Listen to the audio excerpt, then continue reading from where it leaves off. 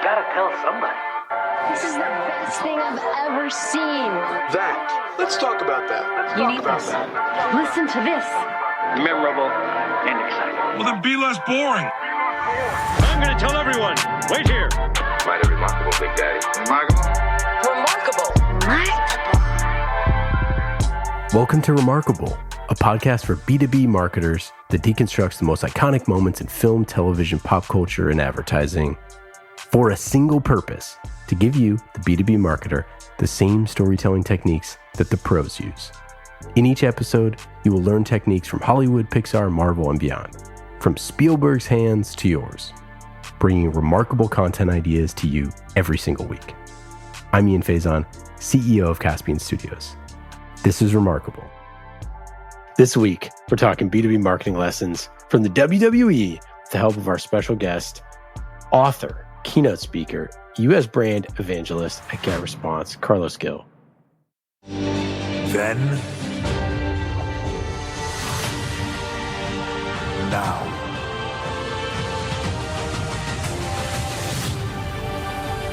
forever.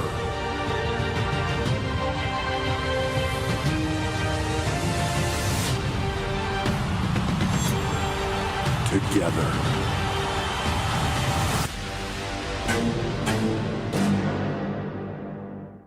What's going on, guys? We're going to get into your background. We're going to get into WWE a bunch.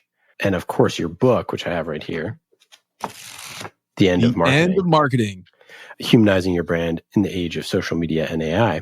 But first, why the heck did you pick WWE to talk about today? I've been fascinated by pro wrestling since 1988. Like, it's hard for me to explain it because I was never one of these kids that was into like Disney movies. In full disclosure, I've never seen a single Star Wars or Lord of the Rings. Well, you might be into them. That's the What's thing. That? If you haven't watched them yet, you might be into them. I could. So I'm just really saying could, you're TBD. Yeah, I want to say that I wasn't one of those geeks that grew up watching Star Wars and movies like that growing up as a kid, but wrestling circa late 80s, early 90s was pretty geeky. It was one of those things that it wasn't really that cool to talk about. It was kind of underground, and the access to pro wrestling wasn't even nearly a fraction of what it is today. Like, I tell this to my son who's 18, and I'm like, over the years, I've been trying to get him caught up into like wrestling culture. And like I let him know, before there was a Monday Night Raw, there was Saturday morning superstars. Like, that was all that existed. And I was always just fascinated with the storytelling that went into pro wrestling. And I felt like the stories, the characters that were larger in life, there was something about that was very magical. It was very Disney-like. And again, I grew up in Florida, in South Florida, in Fort Lauderdale, went to Magic Kingdom and all the Disney parks all growing up. And I was just never really drawn into like the whole cartoon fantasies of larger than life characters. But there was something about wrestling, whether it was Hulk Hogan or Ultimate Warrior, Undertaker, or Macho Man Randy Savage. There was just something about these characters. One of my favorites is $1 Million Man Ted DiBiase. Like, I love the cockiness, the heel persona. You have found your way to the end of your championship career. Back then, when I was a kid, like Lifestyle of the Rich and Famous with Robin Leach, before Cribs existed, that was a really big show. So $1 Million Man kind of embodied that aristocrat type character. Like, there was something about all these different characters that I loved as a kid. And as I got older, even though I started realizing like, okay, like this isn't really real, there's still a real element to the acting. Like, it's no different than you go to a movie and you see Keanu Reeves and like Speed or The Matrix. I know Kung Fu. Like, he's playing a character. And I realized as I became older and people would tell me that there's no Santa Claus and wrestling is fake, that, you know, wrestling wasn't necessarily real, but still there's something to be said about the characters and the storylines. And kind of bring it to where I ended up going as a marketer in my career. When I was a kid, maybe around the age of 12 or 13, AOL was really popular, America Online. And there was these online, what was called eFeds. So it was like role-playing fantasy wrestling. And this is before ChatGPT or even like Microsoft Word spell check existed, I would sit in my parents' house in middle school and I would write match results and I would write promos just from memory. I would watch, Monday Night Raw and tape it and watch it back, or I would watch a pay-per-view, and I was constantly going to Blockbuster Video and renting all the different events, and I would study the art of the promo. It was less about the matches. Like, I honestly could care less about the matches. It was more like the promos being the interviews backstage or like on the mic that I really got excited about. And in doing so, it inspired me to create content as the commissioner of this fantasy wrestling league. Just so you guys know, this is an exclusive interview because I've never talked about this in my life. This is where we talk about everybody's nerdiest passion. So, we'll get there. But what I think is really interesting as an adult looking back on, my fandom of wrestling when I was younger is it's actually more like a play than it is anything else, right? You wouldn't go to Othello and be like, is this real? Right, baby doll? Yeah. Like you would never do that, right? And am I comparing Shakespeare to WWE? You're damn right I am. Do you quarrel, sir? Quarrel, son? No, son! Because I think, if you were to look at like back then, in Shakespeare's time, like what was the hottest hot, right? Is to perform plays in the way that, they were performed, and things like circuses and other things like that. And I think that, the reason why wrestling has endured for so long since the 80s is because of all the things that you talked about, and we'll get even more into that. But I think it's a perfect topic for today. I'm glad you brought that up because, look, if I would have thought back in the 90s, like this won't exist forever. But WWE has found a way to evolve with the times. So kind of parallel number one to business in general, if we want to compare business to WWE, is evolution, evolving with your consumer. So many times businesses have a very short shelf life because they fail to evolve. Like Blockbuster Videos, the prime example that everyone likes to kind of talk about, right? In the marketing world, Blockbuster, when you look back on their longevity in the world of business, didn't last very long because they failed to evolve. And your Sears and your Kmarts and all these businesses that ended up dying because of the .com boom. And like we're kind of seeing it now, businesses are gravitating to AI. They're just kind of staying in their same lane. You've got to evolve in business or your brand is going to cease to exist long term. And the reason for that is because your consumer is not going to be around forever. If you're a brand that appeals to a 25-year-old female, that 25-year-old female is only going to be 25 for so long. Her interests are going to change over time. So the same thing happens in pro wrestling. Character development is highly important. Evolving your brand, highly important. You have to evolve with your audience. And more importantly, you have to know what your audience still wants to see. Like, I love how WWE has this magical appeal to bring back like the vets, right? Like The Rock, John Cena, Undertaker. Like every time they bring these guys back, they're bringing them back strategically to appeal to an older consumer, an older audience like myself. Well, same thing happens in the world of brand marketing. Brands to find ways to connect with older audiences or audiences that maybe have left them. They do remarketing campaigns or retargeting campaigns, right? Like there's so many parallels there if you really just stop and peel back the layers of the onion between what you see on TV with what you see in business. Can you tell us a little bit about your current role at GetResponse? Well, I wish I was a pro wrestler at GetResponse, but I'm not. I'm wrestling the battle of email marketing supremacy. I'm the best there is. It's almost like a Royal Rumble, right? When you work in tech, like choose your vertical. In this case, it's email marketing. It's a Royal Rumble. It's a Survivor Series. It's a WrestleMania. I think this might be the first time you ever have a marketer comparing the email marketing industry to wrestling pay-per-views. Okay. That's the art of the promo, thinking fast on your feet, improvising. But I came to this industry of email marketing a few months ago. Historically, throughout my career, I've worked on the social media marketing side of the business. I would consider myself at this point OG in digital marketing. I've been working in digital marketing since 2008.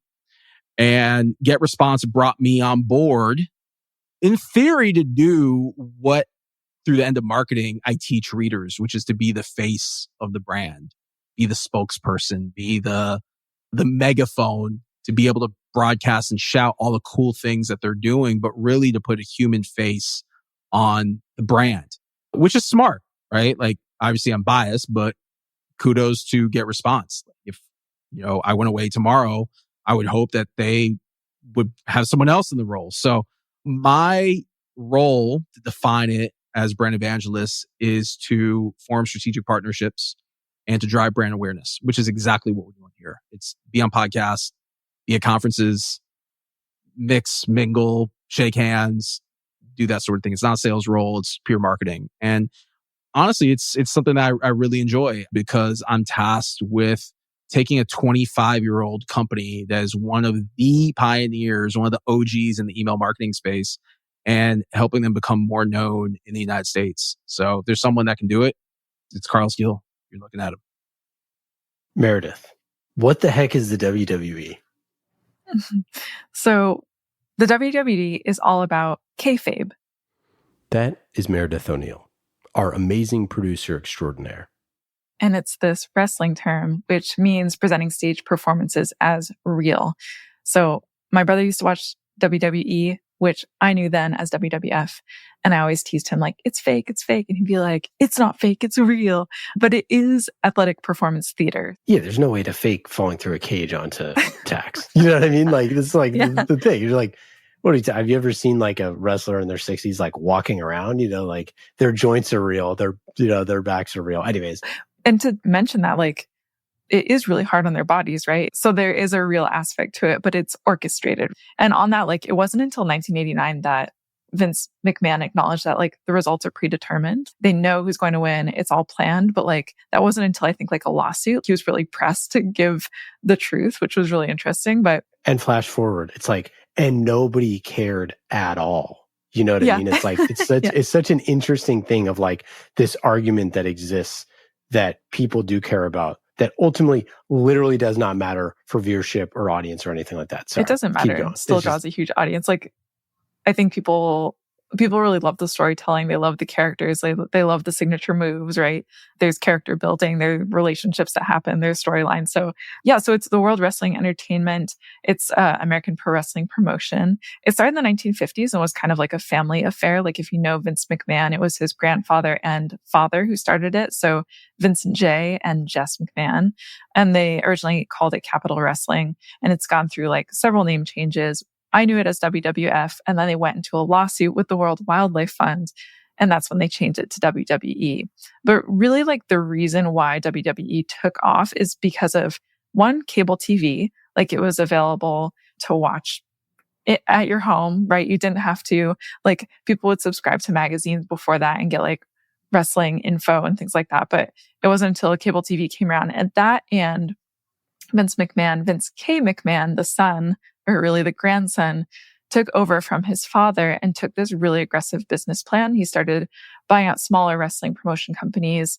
He really wanted to turn it into a national organization, which actually was like broke from his grandfather and father's sort of like viewpoint. They wanted to keep it sort of like regional, and it was a break from tradition, I would say.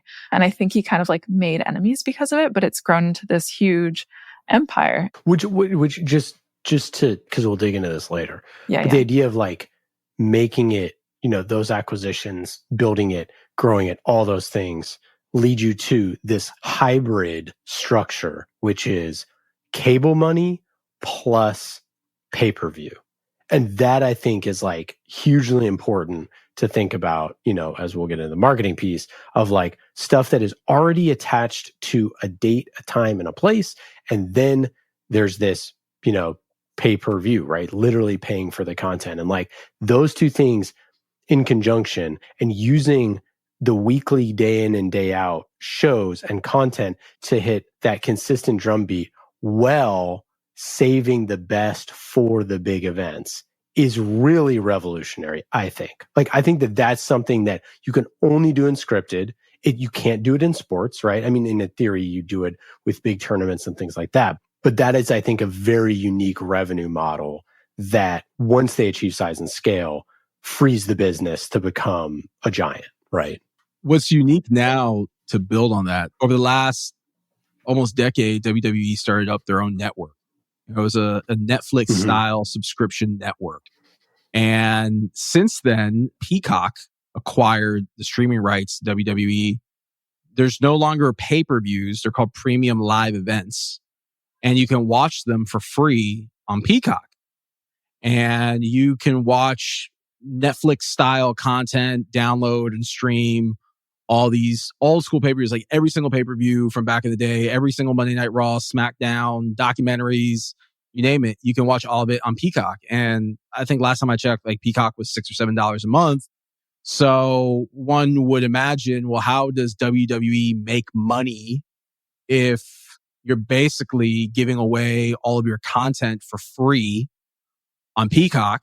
I would imagine Peacock probably gave WWE a sizable amount of upfront cash, or they might pay them royalties or some sort of like renewal or residual, income.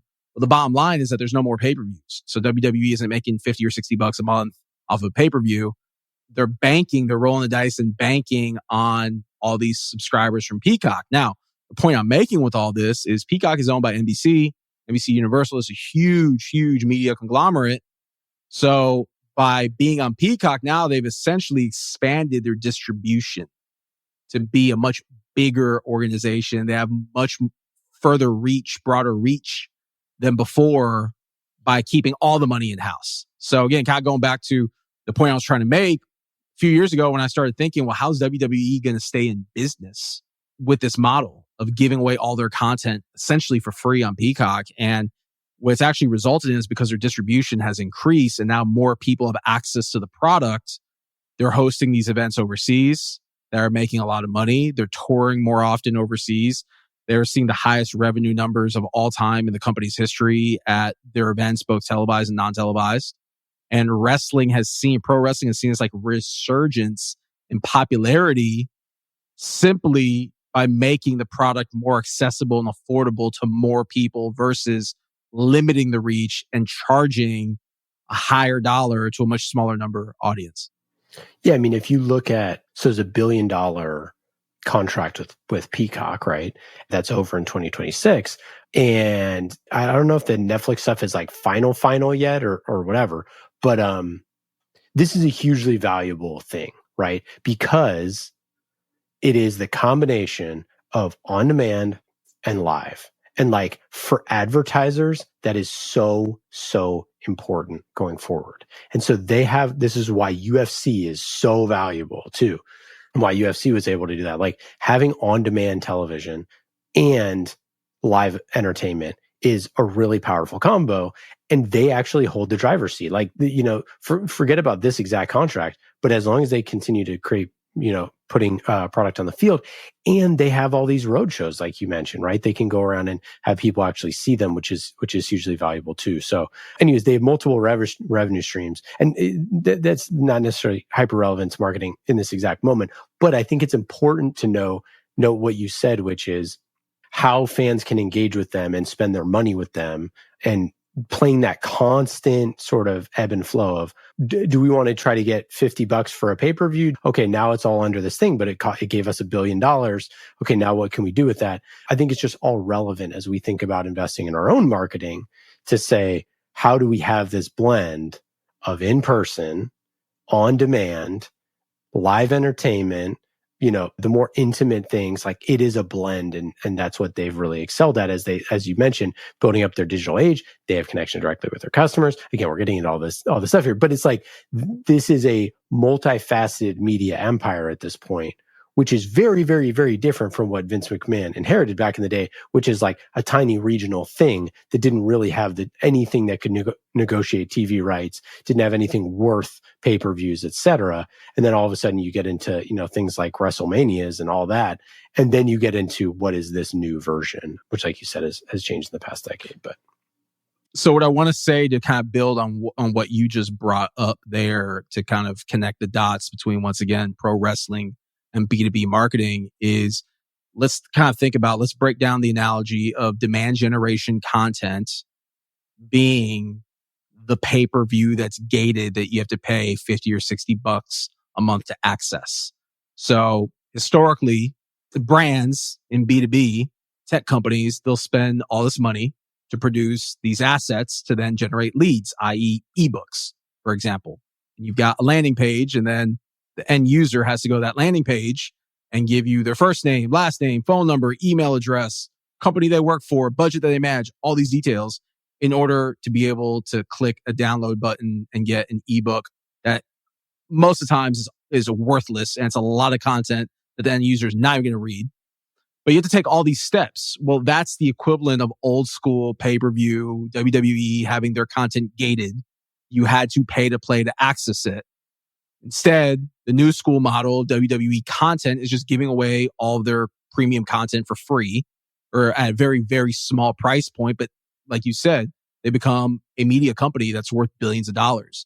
So every company, I know if you work in marketing and you've been around long enough, you've probably heard this, the cliche, like every company is a media company or every company should aspire to be a media company.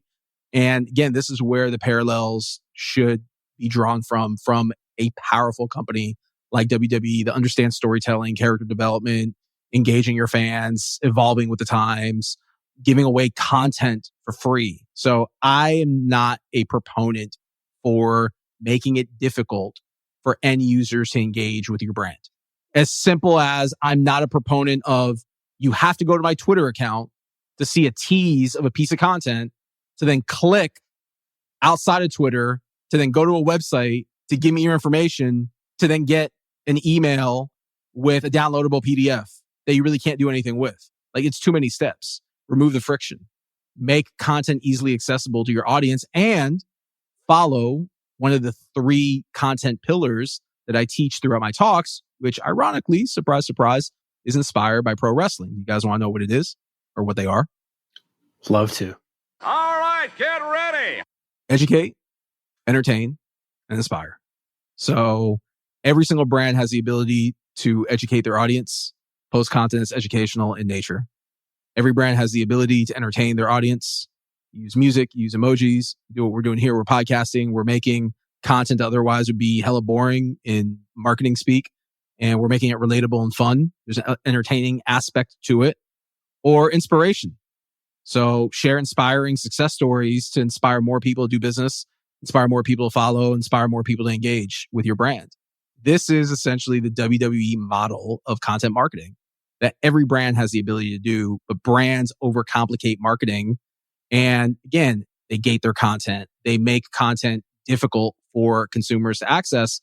And again, before I turn it over to you guys, like, get off my high horse here. I got, Macho Man Randy Savage just looking at me, the action figure. For those of you that are listening, You know that I'm the cream of the crop. in this day and age, people don't have time for the gimmicks. They want content. They want access to information on the go. I compare oftentimes in my talks the state of content marketing today to Tinder, right? You go on dating sites, people want instant ROI. They want instant gratification. They want to see someone that they think is hot and they want to be on a date with them later on that night. Content works the same way. Like, people want to go on Instagram. They want to go on TikTok. They want to get lost in all the noise, but they want to be entertained. They want to be inspired. They want to be educated. They all want to be like the nature boy. They don't want to be sold to. Yeah, I have Educate, Inspire, and Entertain on our website, so I'm right there with you. So that Netflix deal is 10 years, $5 billion, and Netflix gets Raw in the US, Canada, Latin America, and the UK. And then outside the US, Netflix gets SmackDown, NXT, and the premium live events, including WrestleMania, Royal Rumble, SummerSlam. So you're talking about, again, this is a very, very premium asset that is only getting more valuable with time. And I think it is funny to point out the fact that when I stopped watching wrestling when I was younger, like in high school or whatever, and I remember a couple years later, I was in the Army, and a bunch of my soldiers were like super excited about, whoever the new wrestler was at the time, probably John Cena. And it was just as popular as, when I left. And I think that, for a lot of people that sort of stopped watching wrestling at some point in time or have moved away from it anyway, I think people would be a little perhaps shocked to know that it's actually probably the best it's ever been in terms of positioning in the market.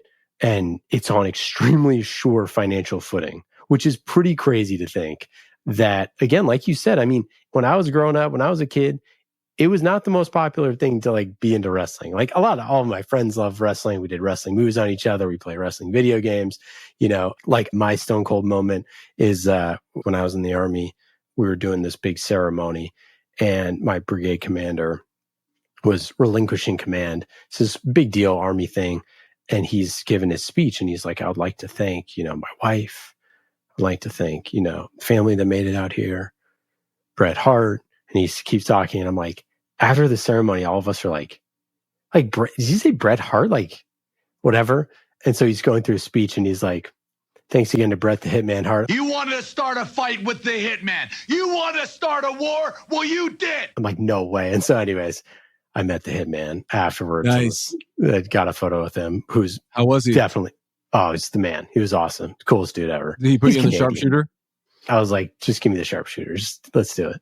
But, I think that's part of the legacy though, right? It's like all these older wrestlers and some of them come back. Obviously, lots of them come back. Obviously, The Rock is, somewhat controversial right now, but he's back. I think it's also worth pointing out that wrestling made the biggest star in the world in The Rock. He's the biggest star in the world, hands down, right? I mean, maybe Tom Cruise you could say is a bigger star, but I mean, The Rock is the biggest I think star for this generation, without a doubt, he's without a doubt, right? Arnold Schwarzenegger, Sylvester Stallone, Tom Cruise of this generation. Yeah, without the 2000s. Yeah, and I think it's important to know that like John Cena, also insanely popular just outside of even wrestling. His show is freaking hilarious. I don't know if you watched the show that he's starring in. So I think that just like wrestling has this outside cultural impact and generations of fans love it. And I think that that's something super important. And Meredith, you can kind of get into this here, but I think it starts with storytelling. It starts with character development. It starts with these people that, we fall in love with. Yeah. So to get into storytelling a little bit, like I didn't know how the process all went. So I was looking into that and they're pretty tight-lipped at the WWE about like how the inner workings happen. But I found it's like a 2015 article from Bleacher Report. And according to the EVP of Talent, Live Events and Creative, Paul Levesque, aka Triple H, he said, we have a whole department, a creative writing department. We have more than 20 writers at this particular time. He said they come from everywhere, from soap operas to late night television to movies to theater to former wrestlers. Storytelling is storytelling. Some of them are fans and have a wrestling background and others don't. They might be really good at the relationship part and somebody else has to help them bring it back to the ring. It's a staggering job. The thing is, it's never ending. It's not just they write Monday Night Raw. They write about 10 to 15 hours on any given week of original content. And I was just like blown away. So like a lot of the like speeches and monologues and everything, they're all like pre-written. But the cool thing is like they work in tandem with the wrestlers. So they sort of like collaborate and co-write the lines and make it feel really like true to them. So Triple H said, the hardcore fans cringe when we say this, but the reality of it is the story is the magic. And the truth is, though all of our storylines have to end up back in the ring and the wrestling part has to deliver to the point fans say, that was awesome. What a payoff. We're not boxing. It's about characters and their relationship. That's a storyline. We're more like the Rocky movie than we are like the sport. The storylines are what's important. I mean, you know what I'm talking about, right? So one thing I wanted to bring up too is there's some really outrageous storylines, like the fake death of the Undertaker. So he's supposed to be like this unbeatable character, and he has like this urn that's a prop, and so he's competing, and this like green smoke comes out of his urn. It's the first time the urn has opened, and it's sort of like explained like, oh, this is the soul of the Undertaker. So his soul is like leaving the urn, and then he's put into a casket. And then his face appears on screen. He explains that he's going to die, but would be back. And in reality, like the wrestler was taking time off. There will be no resting in peace. There is no peace in the Undertaker's mortuary. First of all, what you just described with Undertaker was Royal Rumble 1994, I want to say. It was 94. Yep. She's clapping her hands. It was 94. That's impressive. And he got basically mauled by like all the heels. So in pro wrestling, you've got heels and you have faces. So pro wrestling itself, to take it a step back, the very basics of storytelling to understand is classic good versus evil. You have the good guys, and you have the bad guys. The good guys are the faces. In some cases, they call them baby faces, which is like your like super, super good guy, like a Superman or a Spider-Man in like the world of like comic books. And then you have like your heels, which are the bad guys, i.e. the villains. So 1994 Royal Rumble, Undertaker, he's the face, gets attacked by all these heels. He elevates, they did some sort of voodoo magic. He like elevates out of this casket, and you don't see him until many months later during SummerSlam of that year, where they brought out like this fake doppelganger Undertaker. And as a kid who was 11 years old at the time, I was like completely mind blown of like, how do they have two Undertakers? They look almost the same. And mind you, like Undertaker's always had long hair. So like any like 6'8", 6'9" guy with like long hair and tattoos on like full sleeve tattoos in the costume can kind of do the gimmick. But that being said, I always was fascinated by the storytelling of good versus evil, heels versus the faces, just like anyone else gravitates to. Yeah, I used the example before, like the Star Wars, right? You've got Darth Vader and Luke Skywalker and all these different comic books. Like every movie is a classic good versus evil story. So as a kid, all the kids my age always like rooted for Hulk Hogan. You know, the pythons are ready, the largest arms in the world. And they always wanted like the good guy that was, you know, preaching about like the say your prayers and take your vitamins. And he was like the classic good all American guy. I always gravitated naturally for one reason or another to the heels. Like the heels were the badasses. They were the ones that had personality.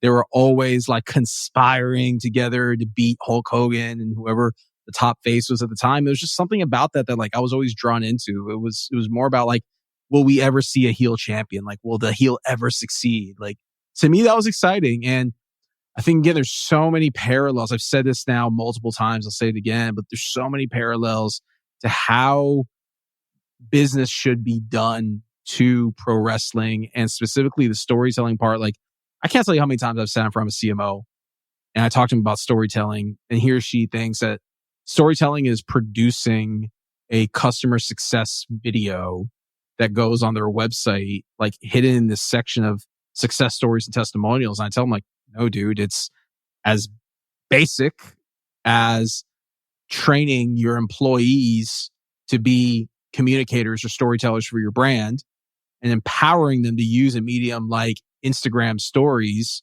to cut promos about your brand or your business and to just talk. And that concept completely goes over the head. And again, going back to the pro wrestling analogies, you mentioned Triple H. There was a documentary that came out recently on YouTube. I highly recommend that if you want to learn about like the inner workings of WWE, you watch it. But it was a documentary that came out around how WrestleMania 40 came to fruition. So WrestleMania just passed. It's the highest grossing WrestleMania of all time. The Rock was involved in it. It was a 2-night event at the Philadelphia Eagles Stadium. So they packed out a football stadium that holds upwards of 60,000 fans 2 nights in a row, which is no easy feat in itself. Well, in the documentary, Triple H talks about how when they're creating these storylines, they basically are starting with the end game in mind and working backwards. So it's like they've already decided for months what's going to happen, what's going to determine in the script. And then they have to decide working backwards where all the steps are going to take place. Well, again, we're on a B2B marketing podcast talking about wrestling. So what's the parallels to real life with that analogy? Well, when you sit down and you're, in a room gathered around with your version of script writers are your marketing agency, your social media team, your digital marketing team, your PR, you're all sitting together in a room. Well, the goal that you have in mind is you're going to crush a campaign. You're going to crush a campaign. You're going to get all these sales, all these leads. And how you're going to do that is, i.e. the strategy, the playbook, the script. Wrestling, same thing. They've determined this guy or this girl is going to be the champion. They're not the champion today. So how are they going to get there? That's the script. It's the strategy. It's the playbook. Along the lines, you have to keep your fans engaged, just like you have to keep your customers or your followers engaged. So leading up to WrestleMania 40, there was this wrestler by the name of Cody Rhodes. Spoiler alert, Cody ended up becoming the champion this year.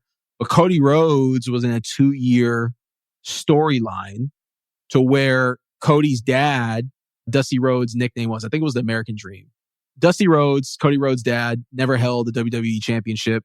Cody Rhodes left WWE, went to a rival promotion that he helped start called AEW. He came back and he like kept marketing this term, finish the story. He had to finish his story. And essentially by creating this campaign called Finish the Story, that became like WWE's like hallmark campaign for the last 2 years. It became their like signature storyline, which is Cody Rhodes ultimately dethroning Roman Reigns, who was one of the longest reigning world champions of all time.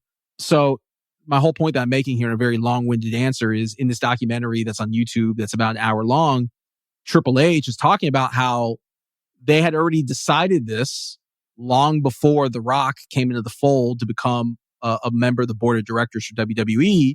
And then The Rock comes in the fold, and all of a sudden they had to incorporate The Rock into the storyline, which the parallels to that in real life is pivoting. You know, stuff happens, things go south, and, you know, pivoting at a moment's notice is very important in business. And WWE, multi-billion-dollar company, shares an example of how behind the scenes they had to pivot within a storyline, but still tell the story that they had initially set forward years before to tell. Now, can someone tell me Dusty Rhodes' nickname? Is it the American Dream? It's the American Dream, and his real name is Virgil Runnels. And the only reason, I just want to say, the only reason why I didn't know Dusty Rhodes' nickname is because Dusty Rhodes primarily, when I was a kid, was in WCW. He had a very small run in WWF back in the day. But I came to know of Dusty Rhodes more so like when he was already retired and he was a legend. But yes, he was the American Dream, and his son, Cody Rhodes, goes by the American Nightmare. You did know it. You just had to commit to it. And let me tell you about the power of storytelling. Just real quick, I promise. Cody Rhodes, not a fan of him. I've never been a fan of the baby faces in pro wrestling. However, after watching, to kind of bring this full circle, his documentary on Peacock, that was completely free, including my Peacock subscription, I actually became somewhat slightly more enamored to being a fan of his because of his story, which goes to show the power of storytelling, the power of authentic storytelling and making yourself vulnerable. I think that wrestling really benefited from a lot of the behind the scenes type scripted storytelling, additional storytelling, things that they could do, giving people more insight into that stuff. I think that's like a huge win for them. I also want to say too, just in terms of the power of the WWE, Jesse the Body Ventura became the governor of Minnesota. So you have WWE or WWF wrestlers become politicians. Did you know that Kane is currently a mayor? He's a mayor in Tennessee. Yeah, crazy. I didn't see like Raw or anything like that, but when I was a kid, I saw basically a local production at UC Davis where they sort of like came to UC Davis, and I went with my brother. I was a little kid, and that was like peak of Kane and X-Pac being together. And the Attitude Era, baby. Bro, the best. One of my faves.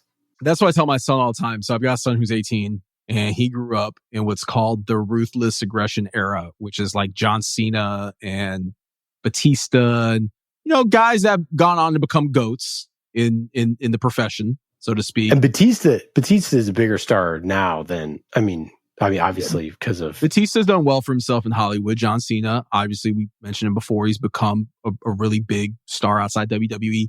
But like I always tell my son, you missed out on the greatest generation of all professional wrestling. The Attitude Era was the greatest era in professional wrestling. So because we have technology now, we've got Peacock, I constantly am telling him, like, go back. If you like are utterly bored, take a break from playing Madden and hanging out with your buddies and go back and just like binge watch a whole month of Monday Night Raw in 1997, 98, and 99. Like those 3 years arguably are the best 3 years in all of professional wrestling. And then after you do that, go back and watch Monday Nitro to see the whole birth of the NWO from like 96, 97, 98. And then you'll really have an appreciation for pro wrestling. And you'll realize that the John Cena, Batista, Edge, Big Show era that he grew up in was like completely watered down by comparison. I got a lot of respect for John Cena. I think he transcends. I think the rest of them definitely don't. But again, like, look at how big of a star The Rock is. Like when he was coming out, like when I saw The Rock in person, you know, like it was life changing. And like just how much it was part of the, you know, zeitgeist, especially for a lot of young boys and girls that, you know, my buddy's grandma used to chase him around the house with a wooden spoon because he was taking his cues from D-Generation X a little bit too much, if you catch my drift.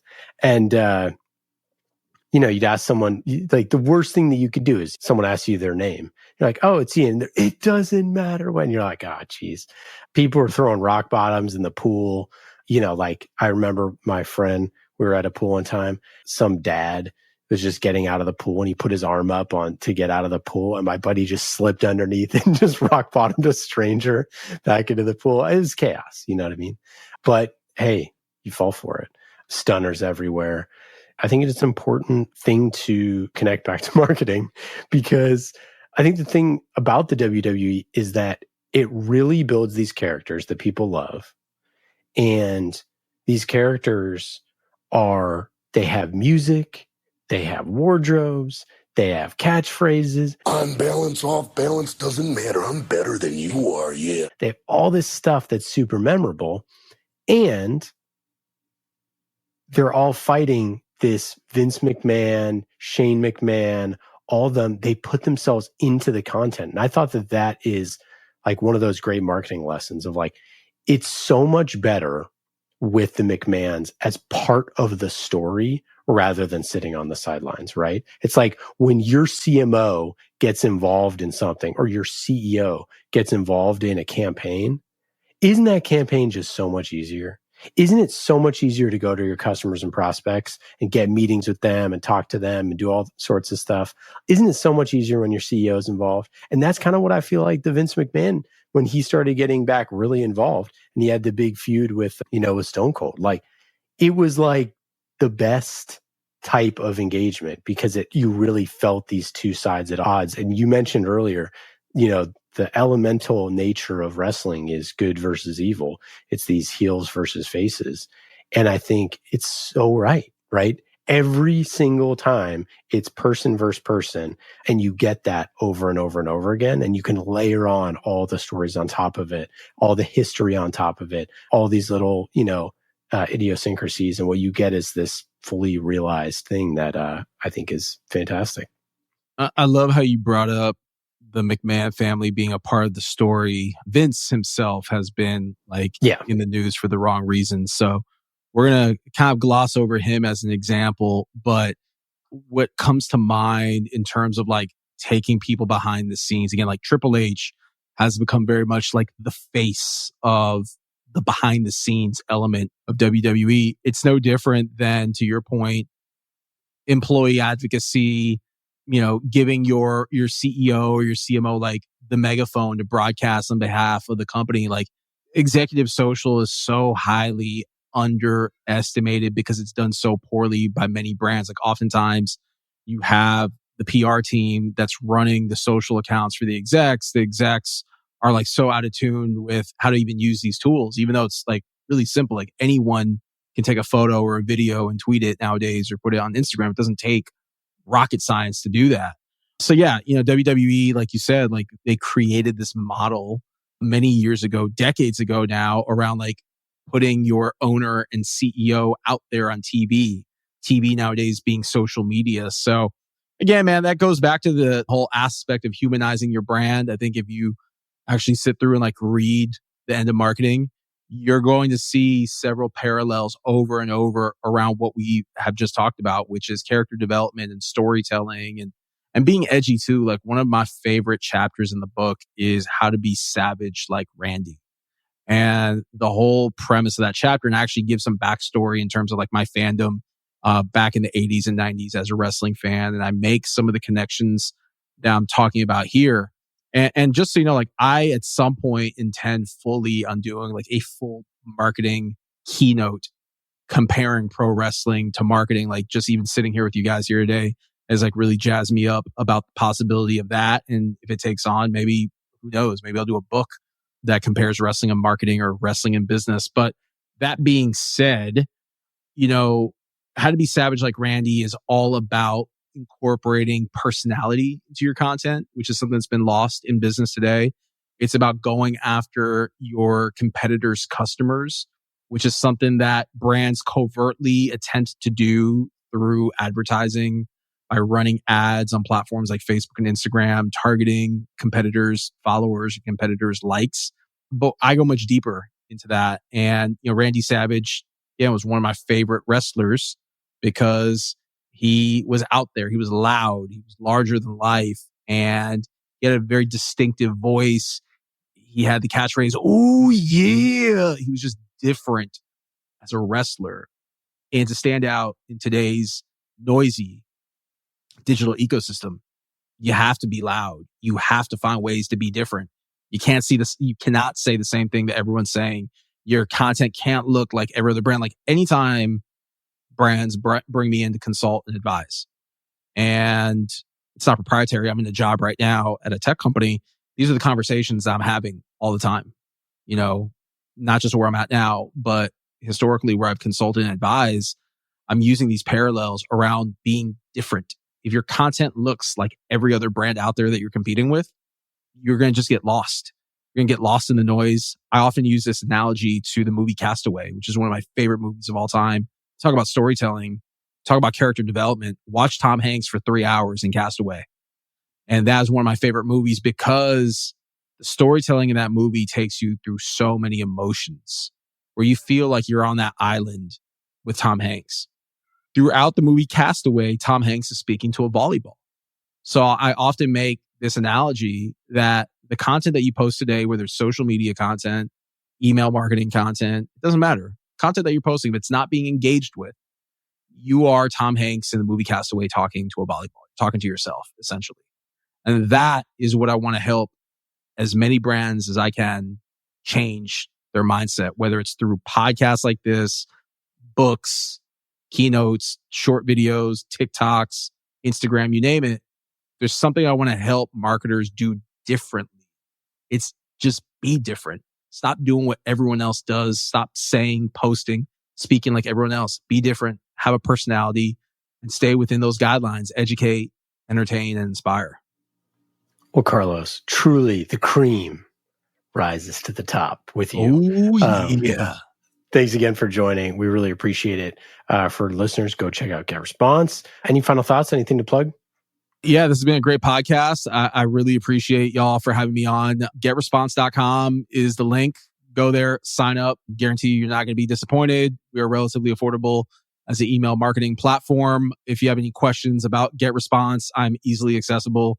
You can find me on LinkedIn. Look up Carlos Gill. You can also go on Instagram, Twitter, now known as X. You can find me at CarlosGill83. Look, I am all about education. If you want to learn more about the product, hit me up directly. I'll let you know everything that I know. And if I don't know the answer, I'll put you in touch with someone that can. Carlos, next time you're speaking at a conference, I'm going to chuck 2 beers at you and you got a stone cold, slam them together and drink them on stage. Get it. Thanks again. Appreciate it. Well, that's it for today. I hope you got some good ideas for your B2B content. Thank you for listening to Remarkable. I'm Ian Faison, CEO of Caspian Studios. Remarkable is created by the team at Caspian Studios, B2B podcast as a service. Caspian also creates fiction series for B2B companies, so if you want a business thriller, you can learn more at caspianstudios.com. Hollywood-style storytelling for B2B. And in today's episode, you heard from myself, Ian Faison, and Meredith O'Neill, senior producer here at Caspian Studios. Remarkable was produced this week by Meredith O'Neill, mixed by Scott Goodrich, and our theme song is Solomon by Falak. Be remarkable and rise above the noise.